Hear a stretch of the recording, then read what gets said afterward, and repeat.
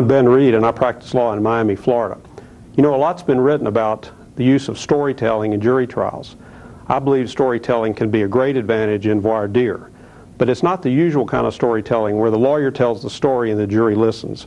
It's storytelling in reverse. Now, most people would say there are really three things you try to accomplish during voir dire. The first is you're trying to obtain data. You're trying to learn information about the panel. The second is you're trying to understand how the jurors think so you can mold your case more effectively. And finally, you want the jury to like you. I believe reverse storytelling will solve all of these goals. First of all, with information, it's clear. The transcript, if you look at it, if it has most of the lines going to jurors talking and fewer of the lines with the lawyer talking, then you're doing it the right way. Secondly, I think it helps you mold your case because jurors always deliberate with stories. People who have watched juries talk in deliberation notice that juries immediately start talking about things that happened in their lives.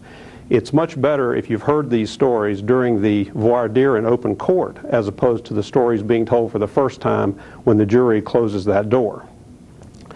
Finally, you want the jury to like you. If you watch people having conversations, just in general everyday life, people who get to talk about themselves and then walk away, they always say, that other person was really smart, or that other person is a really good person. That's because people like to talk about themselves. If you assume that people don't really care what you have to say, if you assume that people really want to talk about themselves, that when they're quiet, they're not listening, they're really thinking about what they're going to say next, and you can apply that to jurors. People like to talk about themselves. People like people who let them talk about themselves, and jurors are no different. So I suggest to you that if you use reverse storytelling, you'll learn a lot about your jury.